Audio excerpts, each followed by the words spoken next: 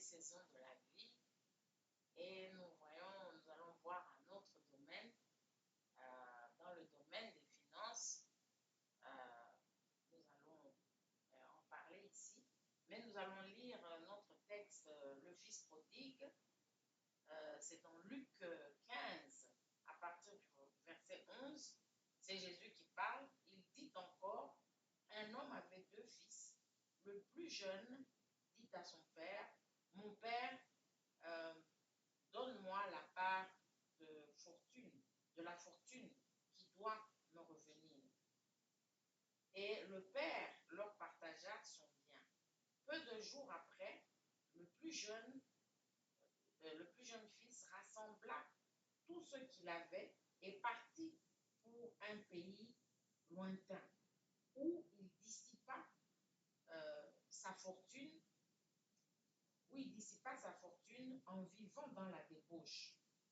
Lorsqu'il eut tout dépensé, une grande famine, vous voyez encore le mot famine qui revient, lorsqu'il eut tout dépensé, une grande famine survint dans ce pays et il commença à manquer de tout.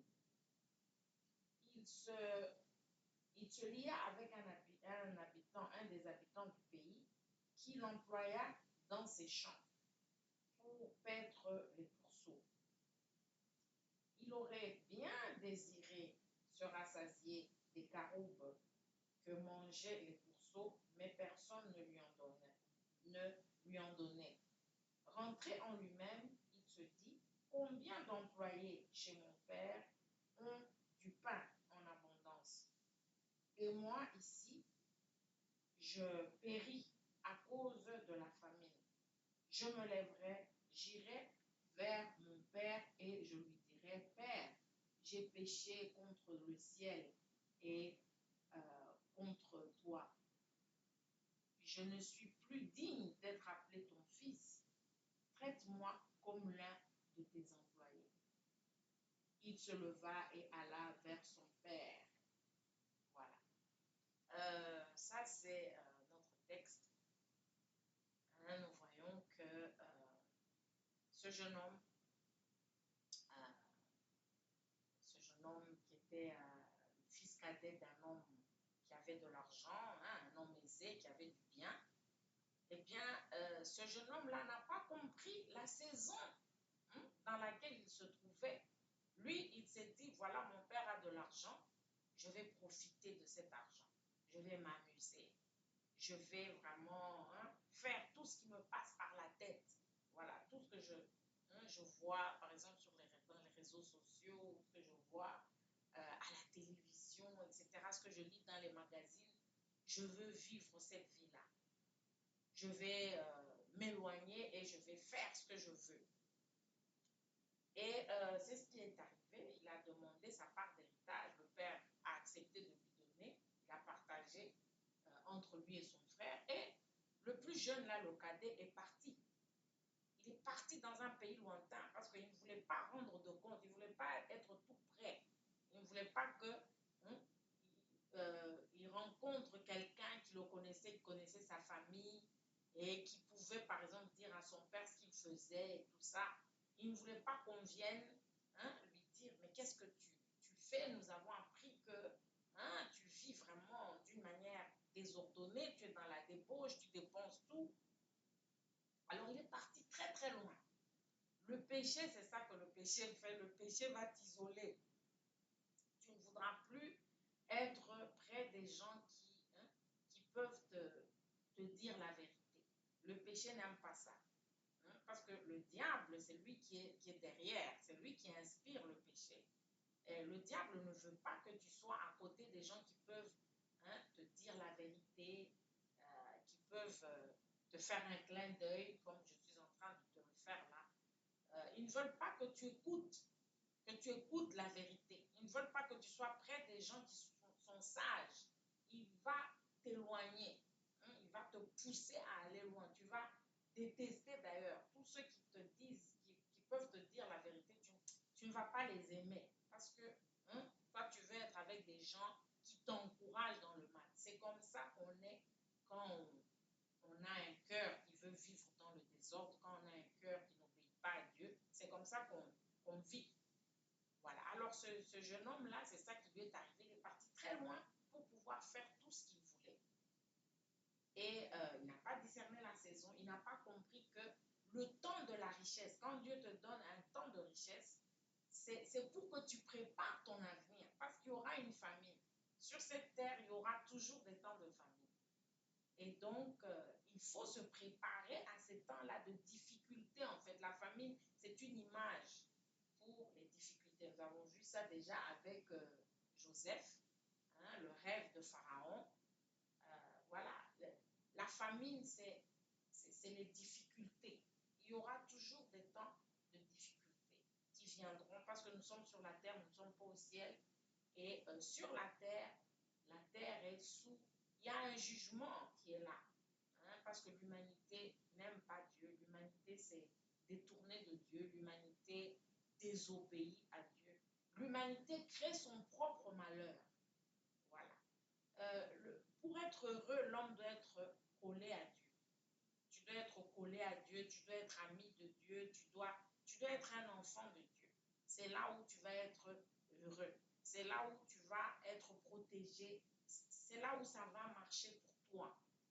Mais l'homme ne veut pas de ça. L'homme veut se séparer de Dieu et croit qu'en dehors de Dieu, il peut être heureux, il peut vraiment vivre comme il veut, avoir du succès, etc.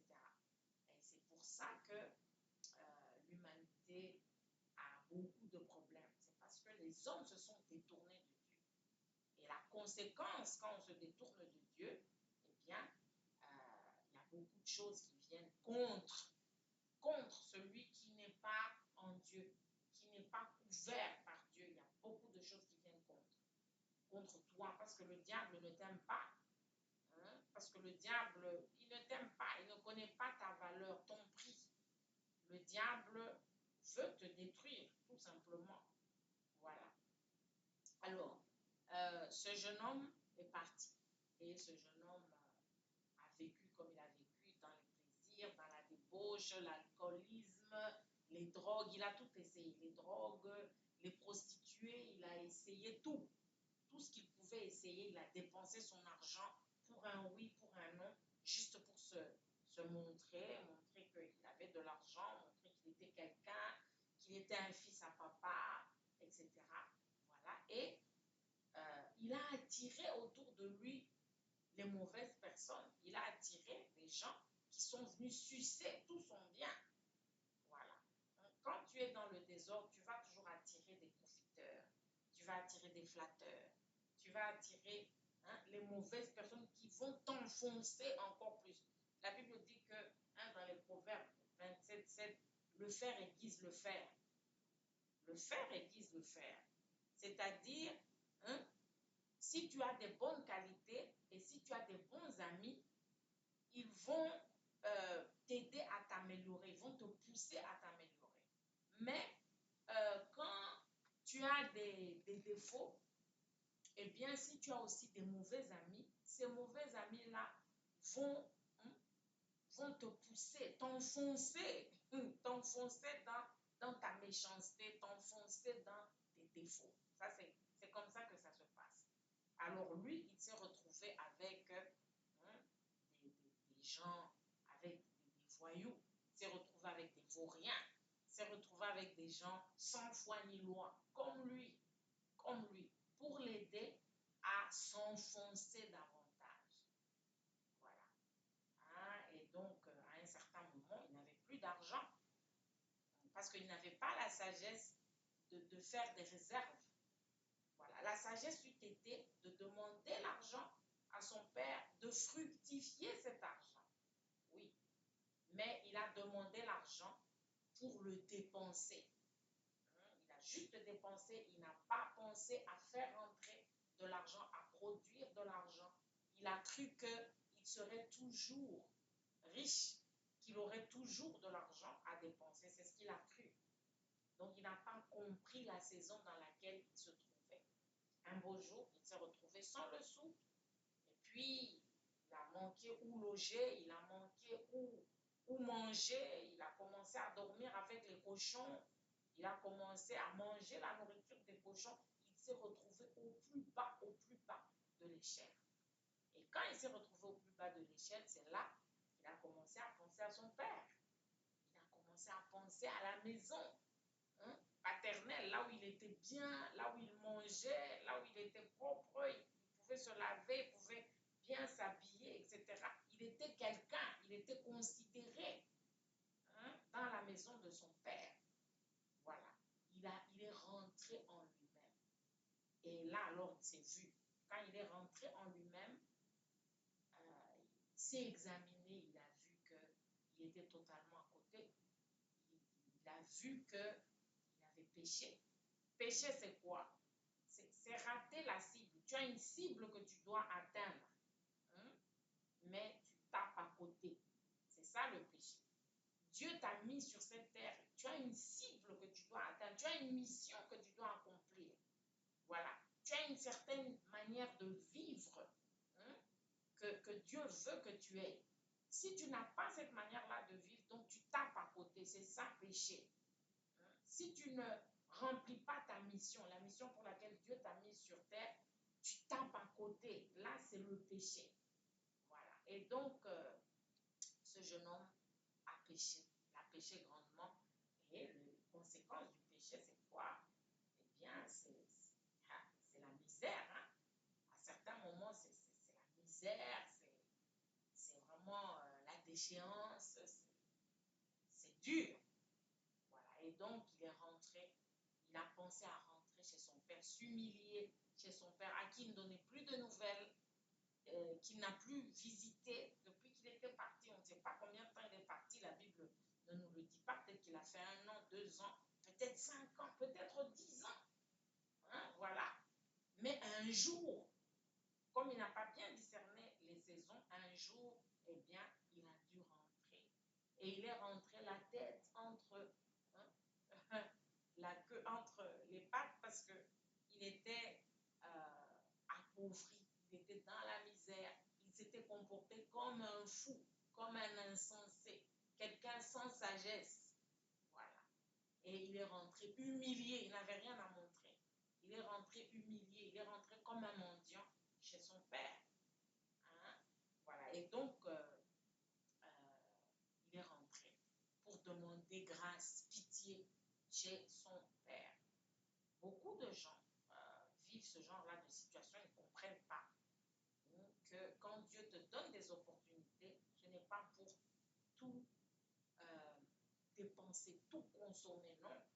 C'est parce que Dieu sait qu'il y aura des temps difficiles. Hein? Aujourd'hui, nous voyons les Ukrainiens, ils ne pensaient pas qu'il y aurait la guerre chez eux. Hein? Et c'est un pays quand même qui se débrouillait, un pays qui était, je ne sais pas moi, le 2e ou 3e producteur mondial de blé. Hein? Donc ça, c'est pas n'importe qui. Mais aujourd'hui, ils se retrouvent dans des temps très difficiles à cause de la guerre. Voilà. Et donc, comme on est sur Terre, c'est ce que j'ai dit, sur Terre, il y a des mauvaises saisons, il y a des situations, les inondations, il y a des choses qui viennent sur la Terre, des guerres imprévues. Hein? Il y a des situations bizarres, des intempéries, des ouragans, la sécheresse, etc. Et ça change tout. Hein? Ça change tout. Les gens perdent leur travail, les prix augmentent, etc. Ça, c'est la vie sur Terre. Hein? Est sujette à des changements comme ça. Et souvent, c'est dramatique. Là où ça arrive, c'est dramatique. Là où il y a la guerre, c'est dramatique. Voilà. Là où il y a la famine, c'est dramatique. Donc, on doit se préparer. Quand on a de l'argent, on est jeune, on a des opportunités, etc.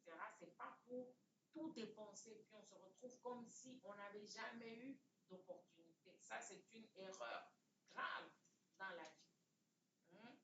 Et beaucoup de gens commettent ça. Beaucoup de gens sont comme ce jeune homme ici. Bon, ils se disent non, non, non, mangeons et buvons, car demain nous mourrons. Mangeons et buvons, amusons-nous, parce que demain, bon, demain on mourra, donc il faut profiter aujourd'hui. Mais ça, c'est un manque de sagesse. Hein? Et nous voyons que ce jeune homme a été humilié. Il a commencé à envier les serviteurs de chez son père. Hein? Il a commencé à envier les serviteurs de chez son père. Il s'est dit, mais vraiment, eux, ils vivent bien. Ce sont des serviteurs, mais ils vivent beaucoup mieux que moi. Donc, il faut que je rentre, il faut que j'aille supplier mon père de me pardonner. Il faut que je supplie mon père de me traiter ne fût-ce que comme un serviteur. Voilà. Et c'est comme ça que beaucoup de gens qui, normalement, ce sont des princes, c'est-à-dire sont des gens qui viennent de bonnes familles, qui ont eu des opportunités, qui viennent des endroits où vraiment ils ont eu des moyens, etc. Mais ils deviennent comme des esclaves. Pourquoi? Parce que ils n'ont pas discerné les saisons de leur vie. Ils n'ont pas discerné quand il fallait fructifier les revenus familiaux, fructifier l'héritage des parents. Non, ils ont préféré tout manger. C'est étonnant que combien de gens qui viennent de bonnes familles, là, le papa leur a laissé des parcelles, ou la maman a laissé, je ne sais pas moi, un magasin, un dépôt et tout. Mais les enfants, quand les parents ne sont plus là, eh bien, ils vendent tout. Et ils vont dans des vies de désordre. Quelques années après, quand vous les retrouvez, ce sont des mendiants. Cette histoire nous montre vraiment la vérité. Cette histoire montre la vérité. Comment les gens qui ne savent pas discerner, qui n'ont pas la sagesse de Dieu, eh bien, ils ne comprennent même pas pourquoi est-ce qu'ils sont, ils ont des richesses, pourquoi est-ce qu'ils ont ces opportunités-là. Ils ne comprennent pas, ils croient que bon, c'est le moment de s'amuser, c'est le moment de faire des folies, mais ils ne pensent pas au temps de disette. Les temps de disette viendront, les temps de sécheresse viendront, temps de famine viendront. Et en ce moment-là, ça va être terrible. J'aime bien donner le cas de Mike Tyson. Lui-même, il en parle. Il faudra chercher le témoignage de Mike Tyson, le fameux boxeur champion du monde, qui a eu pratiquement 300 millions de dollars. Il a pu gagner ça avec ses combats-là, la boxe. Il a gagné 300 millions de dollars. Ça, c'est le budget de je ne sais pas moi combien de pays. C'est un budget vraiment pour combien de pays. Voilà. Dans les pays là sous-développés, vous donnez un 300 millions, mais ça va faire vivre vraiment des pays. Et lui, il a eu ça avant 30 ans, je crois. Il a eu ça avant 30 ans. Dieu lui a donné une opportunité. Un petit qui n'a pas étudié vraiment, il a eu des problèmes. Sa mère, je crois, l'avait abandonné quand elle était petite. Il n'a jamais connu son père, je crois. Donc, une enfance difficile. Une enfance difficile. Et comme il a connu une enfance difficile, il était pratiquement dans la rue et tout ça, se battant avec les gens, il était très agressif. Mais il a rencontré quelqu'un qui lui a dit, petit, cette force-là que tu as, il faut la mettre dans la boxe. Si tu boxes, si tu acceptes que je t'entraîne, tu m'obéis, je te forme, comme ça tu deviens un boxeur professionnel, tu pourras bien gagner ta vie avec ça. Il a accepté. Et il a été entraîné et il a commencé sa carrière de boxeur. Et quand il a commencé cette carrière-là de boxeur, vraiment, parce qu'il avait les dons, Dieu lui avait donné, il avait le talent, c'est quelqu'un qui savait lutter avec le bon encadrement, la bonne formation. C'est devenu effectivement un champion. Il a gagné des millions. Il a gagné 300 millions de dollars. Mais qu'est-ce qu'il en a fait? Lui-même raconte, il faut suivre, il faut aller, il faut regarder l'histoire de Mike Tyson. Il a dépensé ça. Il faisait des fêtes tout le temps. Il s'est acheté des montres de je ne sais pas moi combien de millions à ses amis. C'était être dans les avions privés, les bateaux privés. Je ne sais pas moi, il était tout le temps dans les fêtes. Et puis, malheureusement, bon, il s'est marié, il a divorcé au moins 2 fois. Tout ça aussi, il devait donner de l'argent à ses ces femmes-là. Mais il y a eu aussi qu'à cause de son agressivité, il se battait souvent. Et les gens l'accusaient. Et donc, il devait payer, il devait dédommager ces gens-là. On ne sait pas comment. Il a même fait de la prison. Il a fait de la prison parce que, bon, il était agressif. OK? Mais un beau jour, tout cet argent s'est retrouvé envolé. Bien sûr, il paraît qu'il a aussi fait des mauvais placements, il a aussi escroqué, etc. Mais il ne suivait pas. Hein, il ne suivait pas.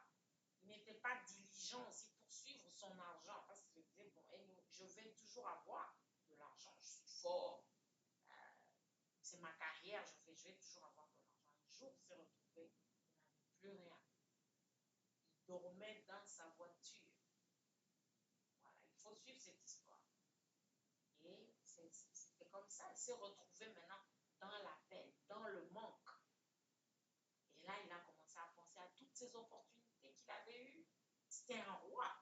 Hein? Voilà, un champion du monde, un roi. Mais il s'est retrouvé vivant comme un esclave, vivant comme un mendiant, dormant dans sa voiture. Voilà. Et il a regretté ça. Et bon, je crois qu'il a dû demander de l'aide, etc. Bon, ça va, il va mieux. Mais il n'a pas récupéré les 300 millions là. Hein, il n'a plus récupéré ça. Voilà. Ça, c'est ce qui arrive quand on ne connaît pas la saison dans laquelle on est.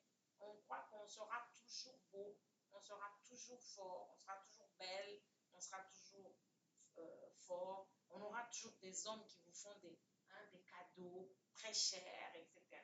Les gens seront toujours à vos pieds, ce qui n'est pas vrai. Ça, ce sont des mensonges du diable. Les gens qui ne connaissent pas Dieu, des gens sans foi ni loi, ils te mentent. Hein, ils mentent. Ils disent non, tu es le roi, c'est toi. Hein, c'est toi qui nous fais vivre, c'est toi le grand, c'est toi la grande.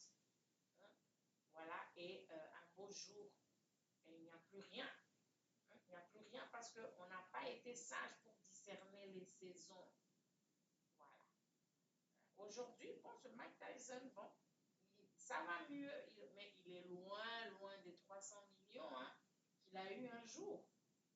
Voilà, il est très, très loin. Mais s'il avait été sage, s'il avait compris que ça, c'est la grâce que Dieu me donne.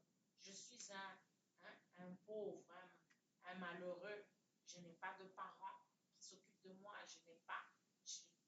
Je suis seule dans la vie. Je n'ai pas étudié. Et tout ça. Bon, voilà. Comment je suis pauvre, je n'ai rien dans la vie. Mais j'ai au moins cette force-là que Dieu m'a donnée. Comme j'ai cette chance de pouvoir quand même me faire de l'argent, voilà. Ça, c'est l'occasion que Dieu me donne de sortir de la pauvreté. Comme ça, bientôt, je ne travaillerai plus. J'aurai assez d'argent pour ne plus travailler de ma vie. Si j'investis bien, si je fais des bonnes choses pour fructifier même cet argent, c'est fini. Je n'aurai plus besoin, moi, de travailler. Je serai bien. Mais il a dû se remettre à travailler. Il a dû se remettre à travailler. Hein. Et comme il n'avait pas étudié, comme il n'avait pas de diplôme, etc., et puis l'âge aussi était passé pour faire la boxe, il est allé faire des petits métiers, des petites choses, des petits métiers. Hein. Là où ses amis pouvaient lui donner un peu pour l'aider, juste pour l'aider, mais lui n'aurait pas dû vivre comme ça. Dieu l'avait élevé, c'était un roi. Hein? Ça, c'était un roi. Mais voilà, c'est comme un lion, mais qui maintenant vit comme une souris. C'est terrible. Hein? C'est ce que la Bible dit. Et on a vu des princes vivre comme des esclaves. Voilà, on a vu des princes vivre comme des esclaves. Pourquoi? Souvent, c'est le manque de sagesse. Voilà, souvent, c'est le manque de sagesse. On ne comprend pas la saison de la vie dans laquelle on est. On va vivre comme un esclave alors que Dieu t'a donné des opportunités pour que tu sois un prince. Mais tu vas vivre comme un esclave. Et Et souvent, quand on n'a pas la sagesse de Dieu, c'est ça qui va se passer. Le monde va venir, il va t'aveugler, il va te montrer que non, toi tu es le roi, ça ne finira jamais, toi tu es la reine, ça ne finira jamais, tu auras toujours cet argent, tu auras toujours ces facilités, ces opportunités que tu as aujourd'hui. Ça va continuer, ça ne va pas s'arrêter. Voilà. Il ne faut pas trop penser à l'avenir, non, non. Pour quelqu'un comme toi, non. Tout sera toujours bien. Ça, c'est le monde avec ses mensonges pour profiter de la jeunesse de quelqu'un, profiter de la beauté de quelqu'un, profiter de la force de quelqu'un. Et puis après, quand on a tout sucé, quand il n'y a plus rien, alors on le laisse tout seul. Comme le jeune homme dans la Bible qui s'est retrouvé dormant avec les cochons, mangeant avec les cochons, alors que c'était un prince, un fils de bonne famille. Voilà. Donc, attention, attention. Et il y a l'autre histoire aussi que j'aime bien, c'est l'histoire de George Foreman. George Foreman qui lui aussi fut un grand boxeur. Mais il a raconté que lui aussi n'a pas bien géré son argent du tout. Il a tout perdu. Et un jour, bon, il a tout perdu, il a été ruiné, mais il a eu la sagesse de se tourner vers Dieu. Lui, quand même, a eu la sagesse de demander pardon à Dieu. Il a eu la sagesse vraiment de supplier Dieu. Il a dit au Seigneur, je te demande pardon. Je reconnais que tu m'avais donné des chances. Lui aussi, c'était la même situation. Vous savez, il y a beaucoup de gens ici aux États-Unis qui vivent comme ça, qui sont nés de mères célibataires et qui vivent dans la pauvreté. Qui vivent dans la pauvreté. Voilà. Alors, lui aussi, c'était la même chose. Il avait une maman célibataire, ne connaissait pas son père, quelque chose comme ça. Une situation difficile, vivant vraiment presque pratiquement dans la rue aussi. Et un jour, quelqu'un lui a proposé d'aller boxer, d'aller se former et de devenir un boxeur professionnel. Il a accepté et il est devenu un boxeur professionnel. Il est devenu un champion. Il a eu de l'argent. Lui aussi a eu des millions. Mais il n'a pas du tout fructifié ça. Il n'a pas du tout bien géré cet argent que Dieu lui avait donné. Alors, à un certain moment, il s'est retrouvé pauvre. Quand les difficultés sont arrivées, il n'avait rien, pas de maison, rien. Exactement comme l'autre Tyson.